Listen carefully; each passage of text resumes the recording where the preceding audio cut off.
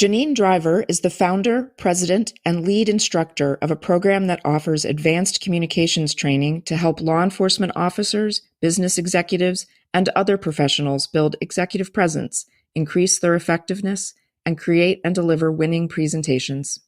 She is also a New York Times bestselling author of You Say More Than You Think, and You Can't Lie to Me.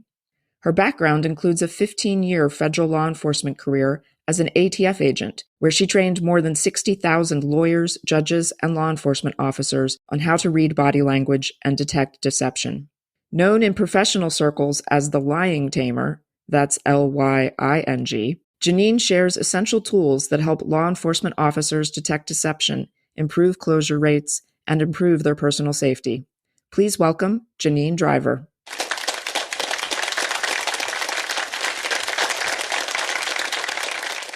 Three body language detecting deception secrets for law enforcement.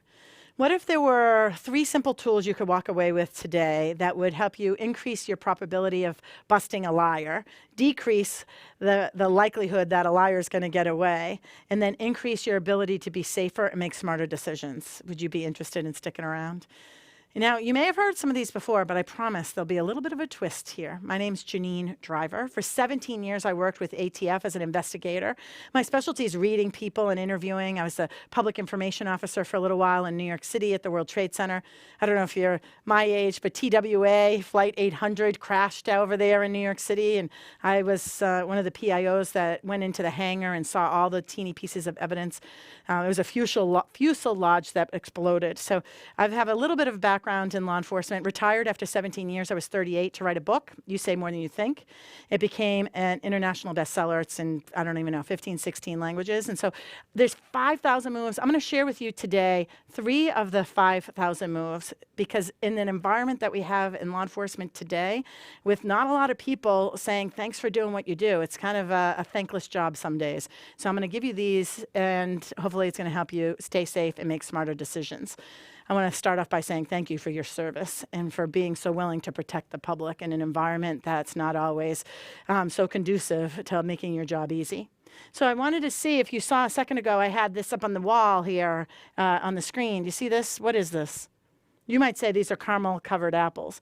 But in the United States, we play this little game, and if you haven't done it, you may want to do it next Halloween, is that you do about 8 our apples, and you put the caramel on it, and you throw in a couple onions. So those are our caramel-covered onions. In our presentation today, I'm going to peel apart the layers of the onions. I'm going to peel apart what's underneath what appears to be one thing, but really there's something else underneath. When I was a kid, I grew up in Boston. I live in the Washington, D.C. area now. I'm a single mom. I have 3 sons between the ages of 6 and 15. So they give me a run for the money. Thank God they're so polite. I say manners make the man. So I have polite little kids. And I remember being a kid about Angus's age. He's my oldest. He's 15. And I was in, in Mexico. And I was with my 2 younger sisters and my parents. And my middle sister, Carrie, and I were walking on the beach, just enjoying the day. I think we were at the pool earlier. And all of a sudden we see Kayleen, she's 5 years younger than me, my youngest sister, and my mom, on this bike thing in the water. And they're having a ball, laughing, riding this bike thing in the water. And we scream out, hey, can we get a turn? And they're like, they hesitate. And they're like, all right. Carrie and I hop on this baby. Well, if you take a second to look very closely at this picture, maybe you'll see something you didn't see right away, which is behind the back 2 tires is a man rescuing the bike. This is what happened to us. It was great. Carrie and I went out into the middle of the ocean. It was so fun as long as the wind was with us. When we turned around, these tires don't grip the ocean when the waves are, licking our kneecaps because it's 4 feet high. So I had to jump out what seemed like a mile from shore and rescue this crazy bike-looking thing and my sister, who was terrified. The whole entire time I'm thinking a shark is going to kill me. Why do I tell you this story as we start this presentation? I'm sharing this story with you because when we get to land, my mom and my sister Kayleen are laughing hysterically. Yeah, they bamboozled us. So where are these moments where we are getting bamboozled because someone slaps on an expression or controls some aspect of their body language or their tone or their pitch or their story is so well rehearsed that we end up being bamboozled? And nothing is worse, especially if you're a detective, if you are a sheriff's office, if you're the state police department, if you've been trained, you may even teach this stuff, right? In communication and emotional intelligence.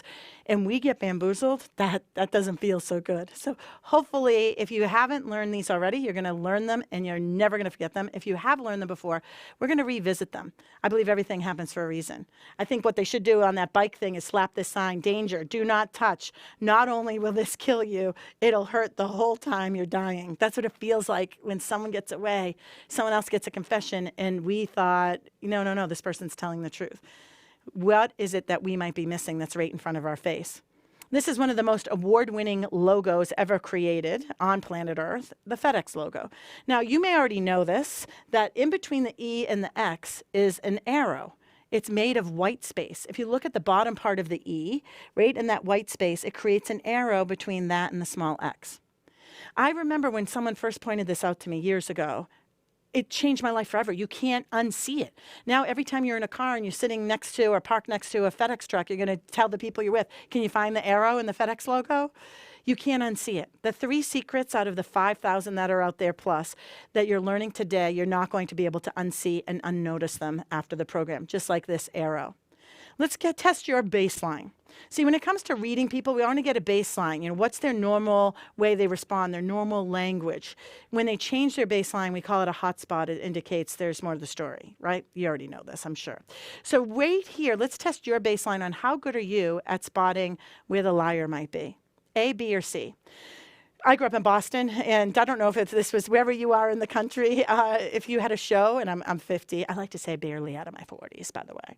And there was a show, one of these things just doesn't belong here. One of these things just isn't the same, something like that.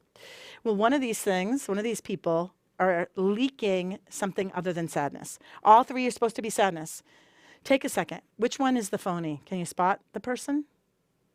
Now, if you said A is legit sadness, you're right. We can see the inner eyebrows pulled together and up in sadness. And we see that in A, the athlete that lost. In B, right, we can see right here the prince, right, with his eyebrows pulled together and up, sadness. But C is Neil Entwistle. Neil Entwistle murdered his wife and baby daughter. And this is the part in court where they're showing the onesie covered in blood. And while they're doing this, Neil Entwistle pretends to cry, but instead is leaking happiness. In my world, this is called duping delight. It's like, who got the last word? I showed you, to his wife and his little daughter. This video I'm going to play right here has no sound. I want to invite you to just pay attention. Can you see the smile through his fingertips? While this is playing, I'm going to remind you of a couple things. There's something out there called an ear, nose, and throat doctor, right? Because they're all combined. When someone's genuinely sad, we should see tears, deep swallows, and their nose should run. Watch right here. So Neil has his hand over his mouth. We'll talk about this blocking movement, pacifier, in a minute. Watch underneath his fingers. You're going to see a smile. No inner eyebrows pulled together, no tears, no deep swallows, no runny nose. Stand by.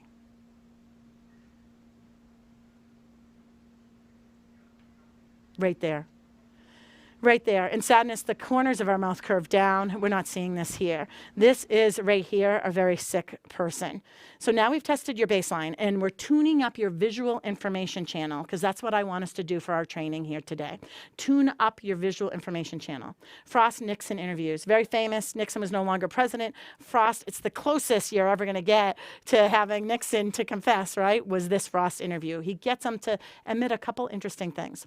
The part we're going to talk about here is when Nixon's asked, when the president of the United States does something illegal, like kind of what should happen here?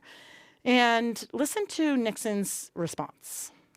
So what, in a sense, you're saying is that there are certain situations, and the Houston plan, or that part of it was one of them, where the president can decide that it's in the best interest of the nation or something, and do something illegal. Well, when the president does it, that means that it is not illegal. By definition. Exactly. So that means it's not illegal if a president does it. See, powerful liars focus on the rewards. Everyday liars focus on the consequences. That's why sometimes when you're interviewing someone or say you're out and you're doing even witness interviews and you can notice a behavior that's suspicious and you're like, that person's holding something back. Well, they're likely a weak liar. They're not in a position of power. And so it's very obvious, right? So they'll change their behavior very quickly and fall apart. Powerful liars, though, they're not on the same playing field as the everyday liar. Powerful liars get away from us all the time. All the time. So we're going to change that. We're going to create some new rules. Let's first talk about the difference between an everyday liar and a powerful liar. The powerful liar is in this middle row here with the arrows going up and down. The average liar you'll see at the bottom in the blue zone, also arrows going up and down. When it comes to positive emotions, the powerful liar, and powerful means you could be a chief, a lieutenant, you could have a power of position. Just as a police officer, you have authority immediately because you have a uniform and a badge. A powerful liar could be Jodi Arias, who's in this picture right here, right? A beautiful woman. You could be a powerful liar anytime you think you have a position of power. You're a supervisor, you're the boss, whatever it might be. An average liar is someone who feels like they don't have power in that moment. So the powerful liar, when they lie, they have an increase in positive emotions, right? The average liar, they have a decrease. They get nervous and their voice might crack and they're like, yeah, what's going on? And they fall apart. But that powerful liar, increase in positive emotions. You know this. Chief. Think about it, Chief. You call in your lieutenant because your lieutenant lost his cool earlier, or she lost her cool and was dropping F-bombs in a meeting, and you have to call her in. And you're like, Lieutenant, and she comes in and she's like, yeah, what's up, Chief? Yeah, what? You wanted to ask me a question? Yeah. What's up? The lieutenant, she's coming in a little too happy when she already knows she's in trouble. Because why? She has a position of power. So you'll increase those positive emotions when you confront them. They'll be overly happy. And that should be a red flag for you. The everyday liar, decrease in positive. Yeah, Chief, what's up? Yeah, I know. I blew it. I don't know. I lost my cool. Cortisol, the stress hormone, a powerful liar in the moment of them lying has a decrease in cortisol. They literally are getting off on it. It's a decrease in that stress and anxiety in the moment of them lying to you. The everyday liar has an increase in that stress hormone, cortisol. Cognitive functions. Cognitive functions mean, I come up with another answer really quick, right? So Jodi Arias, who's pictured in the top left of the screen, she slaughtered her boyfriend, Travis Alexander. I'm not sure if you followed this case. I was in the courtroom when she was testifying. I was a human lie detector for the Dr. Drew show that used to be on CNN. And I sat with Travis Alexander's family instead of sitting with the press. And I sat with them and I watched Jodi Arias take the stand. And man, her being beautiful and fit created this belief that has all this power. So as a powerful liar, she was a tough nut to crack.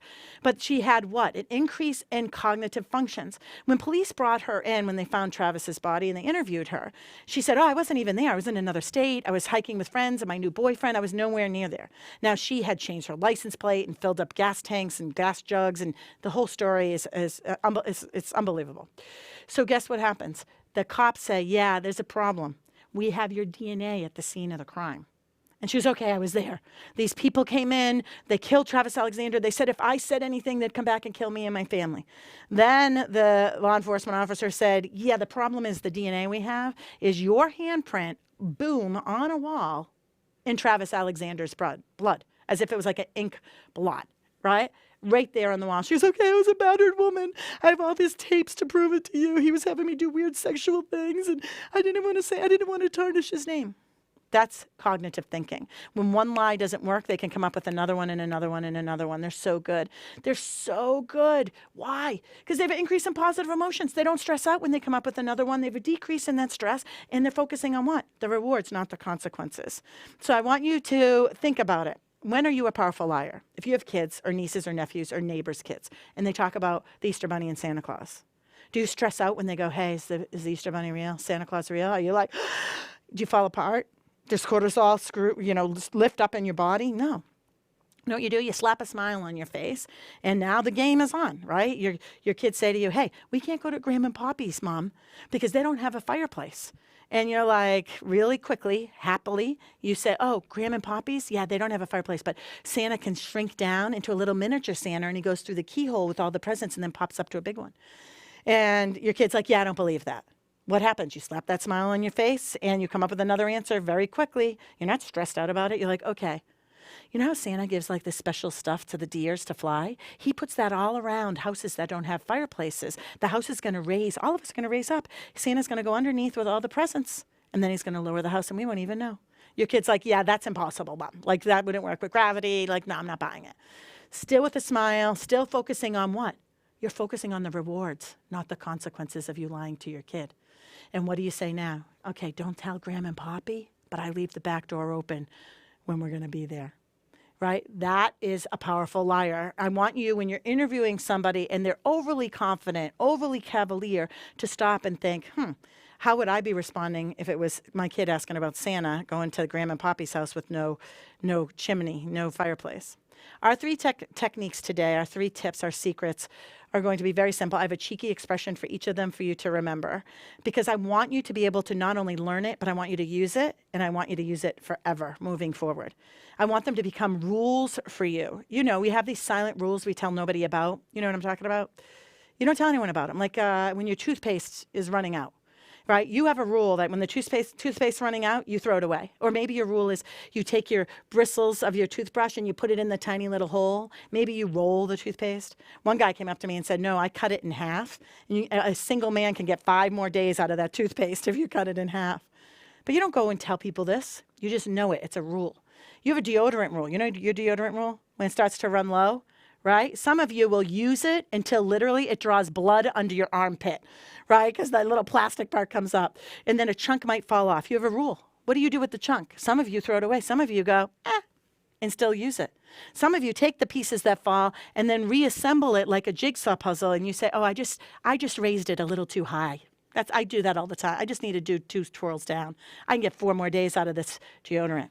But you don't tell anyone. You never told anybody, but you have your rules. That's what these 3 techniques and these 3 secrets are going to be. They're going to become so part of who you are, your DNA, that you're never going to unsee them again.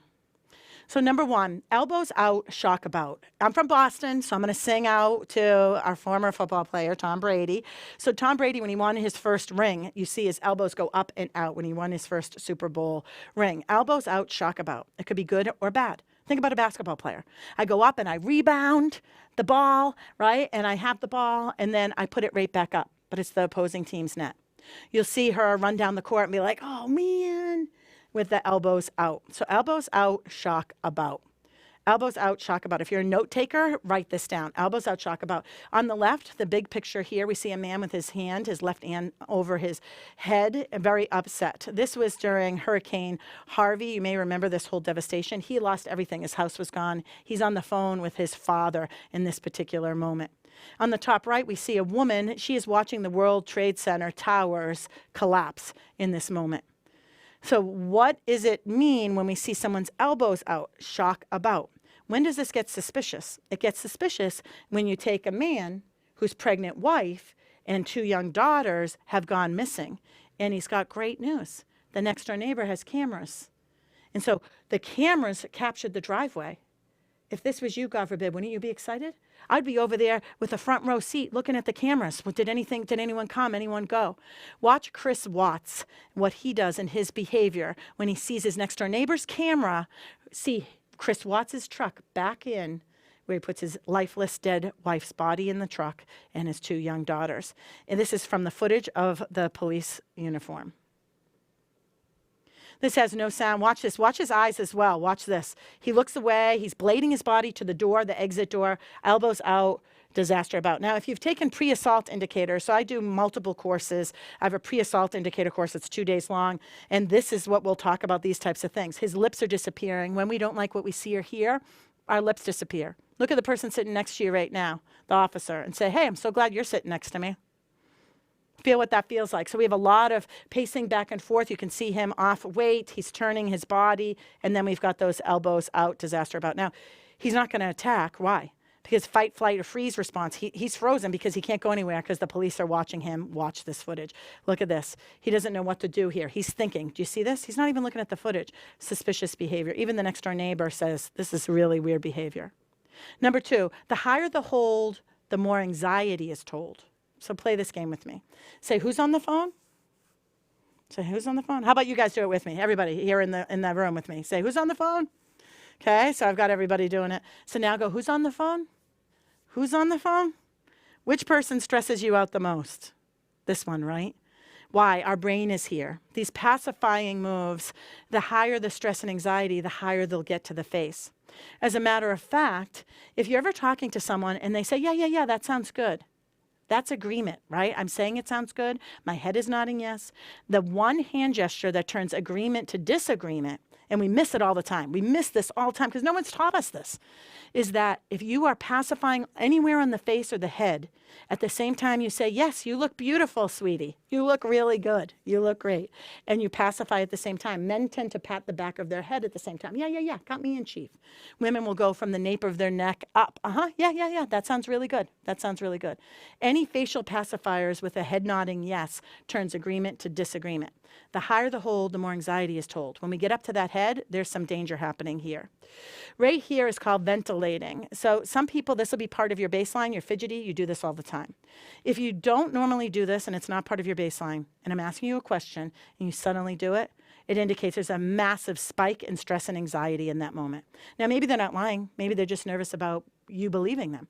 We don't know what the catalyst is. You can see the behavior and know there's more to the story. We don't know what the catalyst is behind the story. What's the story behind the story? That's up to you to become a good interviewer and ask great questions. Let's go back to Chris Watts. Chris Watts now has his back to us here in this camera. The man on the left in the light blue shirt is his dad, and his dad is rubbing his back saying, listen, let's bring the girls home. Let's not leave them out there. Look at the two law enforcement officers to the right of your screen. Everyone is facial pacifying. The dad at the beginning of this clip, same thing, touching the head, high stress and anxiety. Chris Watts confesses that night to murdering his wife, later confesses to killing his two daughters. At first he said the wife killed the two daughters, which was of course not true.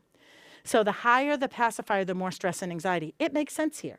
So you're like, okay, Janine, you're talking about murder, missing pregnant women and kids. Of course they're going to be pacifying. You're right. You're thinking the exact way that I'm thinking. What we're looking for with deception is when they are doing this high-level pacifier and telling you there's no problem, right? No, I wasn't there. I wasn't even there. I don't even go to the movies anymore. So you have high-level pacifying when they're telling you something they've not done. There's a disconnect here. It's a hotspot, right?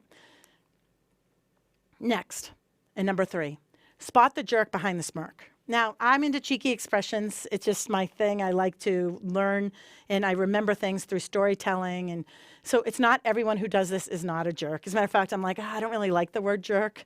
If my kids said to one another, hey, Charlie, you're acting like a jerk, I'd be like, Jack, that's not nice. We're a kind family. My manners make the man. So I was hesitant. So take it with a grain of salt. Spot the jerk behind the smirk. What I'm talking about with this smirk is what's called contempt. There's 7 universal emotions. Happiness, sadness, fear, surprise, anger, contempt, and disgust. Now, there's more than 7 that are universal, but these 7 show up on our face in very similar ways, whether you're from Africa, China, or Chicago. They'll show up in the same way. And whether you're 3, 33, 103. So this one, I call as one of the troublemakers. I say the troublemakers are anger, contempt, and disgust. So we're going to talk about this little troublemaker here, contempt, moral superiority. And when it appears there's a potential problem. I say potential because the chief just gives you an award, right? And you get this big award, or you're the state trooper, and the governor of Massachusetts is honoring you with something, this big plaque. You did this cold case, and you were on it, and you solved it. You might get this award in lead contempt. It belongs there. Why? Moral superiority. It means there's like excessive pride there. Where contempt pops up, where there's a problem, is where you're saying that you didn't do something or you weren't there. Now, all of a sudden, it becomes the cancer in that conversation. It's saying there's more to the story here. We know Bernie Madoff would leak that contemptuous face all the time. This is Roger Clemens, former baseball player, and his wife is leaking contempt when Roger is lying in court about, Andy Pettit, my buddy, he misunderstood, he misheard me. He's another baseball player. He misheard me. I was saying that my wife was taking steroids, not me. And then in that moment, the wife leaks. In that very moment, leaks contempt. I put this picture in my first book, You Say More Than You Think. So right here, contempt, moral superiority. Remember Jussie Smollett? Remember him? He was fun to analyze, by the way. In my world, I hung on to the Jussie Smollett thing for like 4 months. There was a lot of content here. There's verbal and nonverbal content. If you are interested in the words that have hidden meaning behind them, I'm going to invite you to look into what's called statement analysis training if you haven't done that. Maybe I'll be invited back and we'll do a statement analysis one. I'll give you a quick sidebar. If I said, hey, I just left my house, I'm on my way, Gil, I'll be there in 10 minutes. The word left indicates there's some type of strife that must have been happening at the house or in my life. I left my job, I left my husband. I could just say, hey, Gil, I'm on my way, I'll be there in 10 minutes. I just left my house, so just is another word with hidden meaning. Anytime someone's saying I left, this indicates to you there's more to the story right here. So if I said to Gil, hey, Gil, I just left my house, if he was smart and had this training, he would say, what, when I got there? Is everything okay on the home front? Right? So there's hidden words that have meaning behind it and body language. We're going to focus on body language with contempt with Jussie here.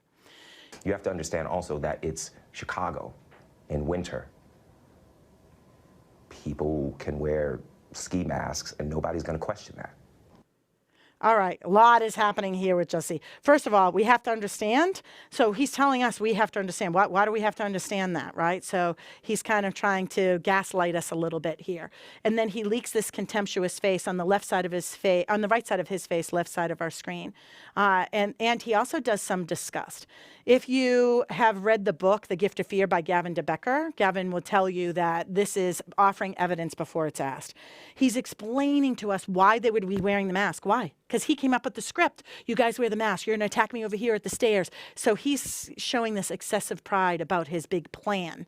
He's trying to justify it, offering evidence before it's asked. You have to understand also that it's Chicago in winter.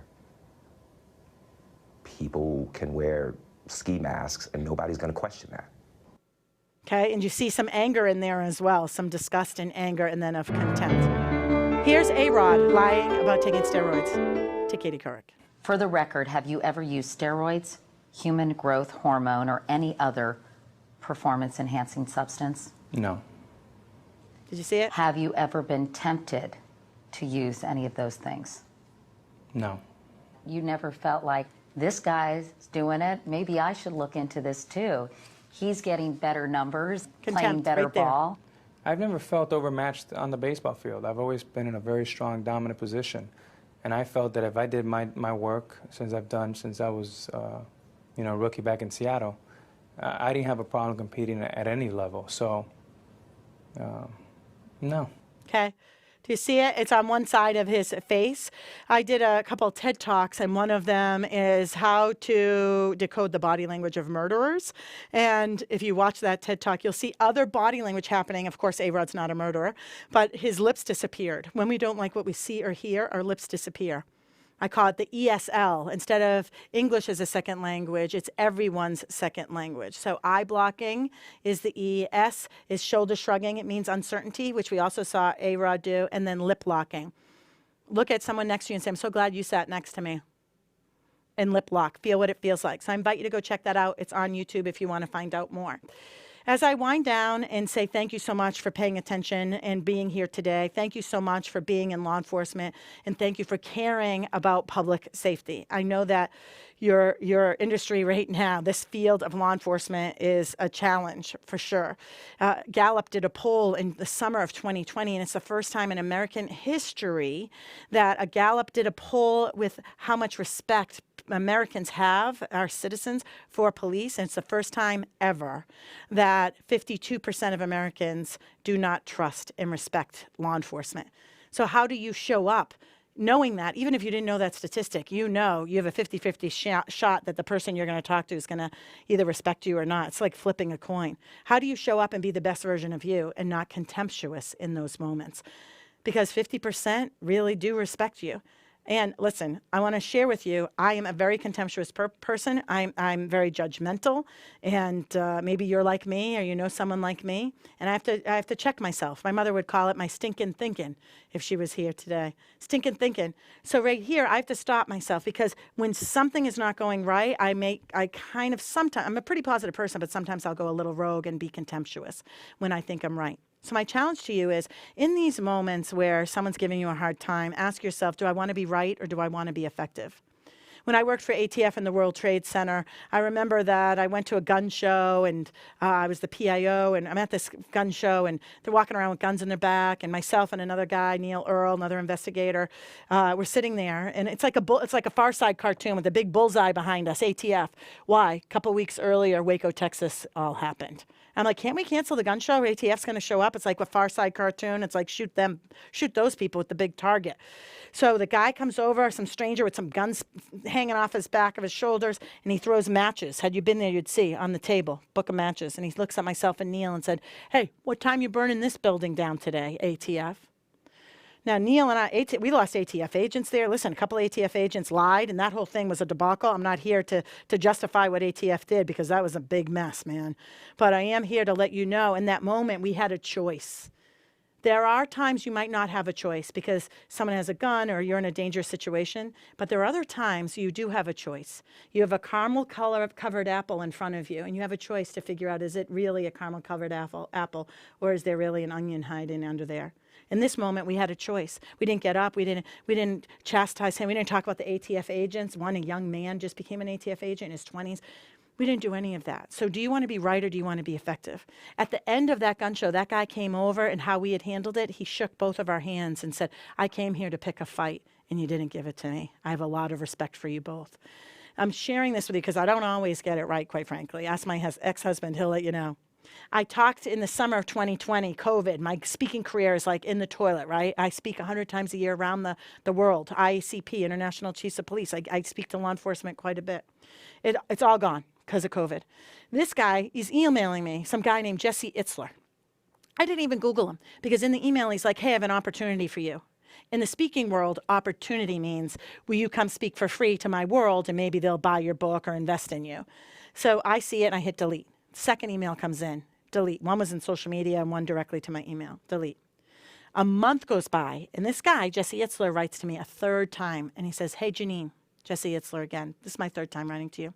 I went and watched your TED Talk on how 5 words can get you what you want, and I loved it. I'd love to work with you. I think I can take your material and make you millions of dollars. A friend of mine named Dr. Christian Conte, he is a therapist, and he deals with anger issues, and he goes into jails with violent criminals. And he has a great TED Talk. He has a great TED Talk where he talks about meeting people where they're at. And I'm forgetting the name, but meeting people where they're at. So often, the recidivism rate in the United States is through the roof, right? Because this is what we do to people that are in jail. We say, stop selling drugs, start making better decisions, stop killing people, stop hitting your wife. Like, we tell everybody what they need to stop doing. But that's like me at the top of the mountain, saying to Stefan, hey, Stefan, listen, come on up the mountain. It's really easy. Come on up. It's really easy. Come on up. Instead of climbing down the mountain and saying, hey, I know the way. Let me show you the way. Let me meet you where you're at. Climb down the mountain. That's what Jesse Itzler did to me when he watched my TED Talk. Plus, he stroked my ego, of course. I know you were thinking it. So he strokes my ego, and then I respond. I talked to him. He looks homeless, right? He's got like crazy coronavirus beard happening all over his face. He looked like a crazy person. He goes, he asked me about my story. I told him. He goes, what do you know about me? I go, nothing. I'm like barely hanging on here. Going through a divorce at the time. I have 3 kids, right? Between the ages at the time, 6 to 14 then. And I lost my whole career.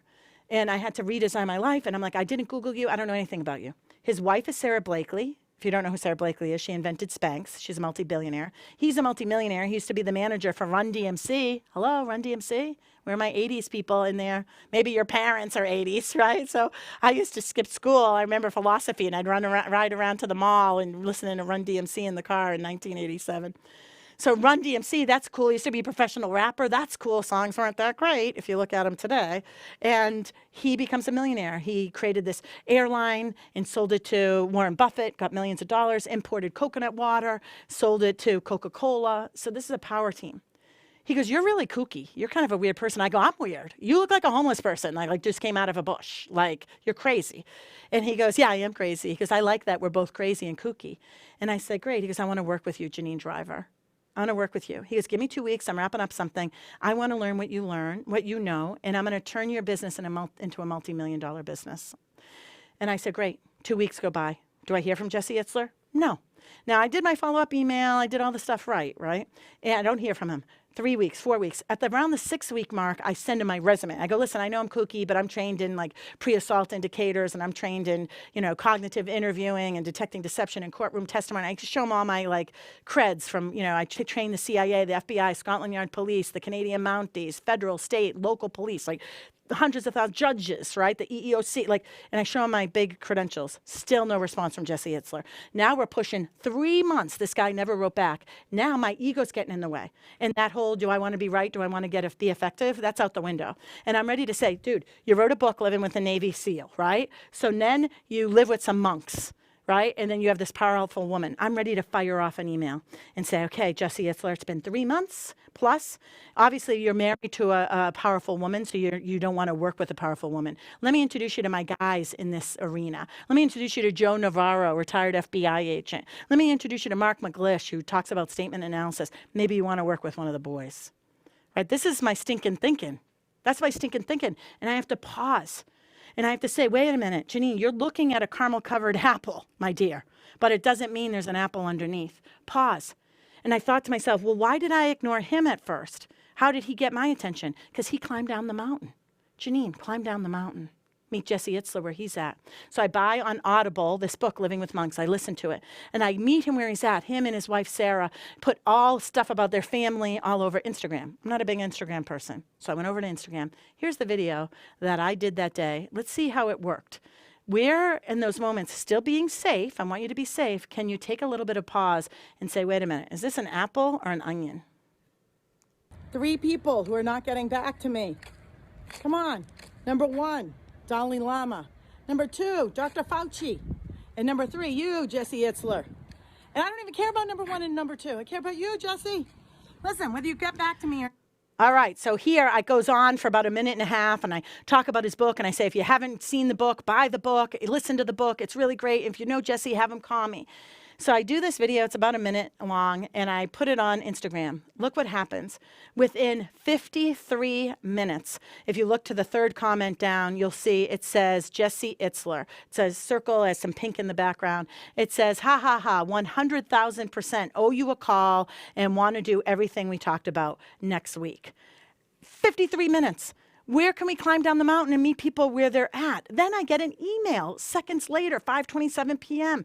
Tag you're it. You're hilarious. Yes, I owe you a call and I want to work with you. 1, personally. 2, I want to use your course for my community. 3, I want to discuss with you being a teacher for my 3-day course of excellence program. And 4, whatever else we need to discuss. Jesse Itzler. By the way, he's also one of the owners of the Atlanta Hawks basketball team.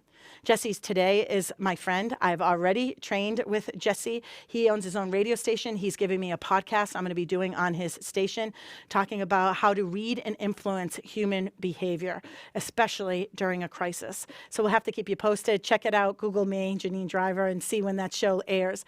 As we recap, the 3 lessons that we learned today to detect deception, to increase the likelihood you're going to find the truth and decrease stress and anxiety and decrease those moments where we get it wrong so you have more wins and keep more safety in your community.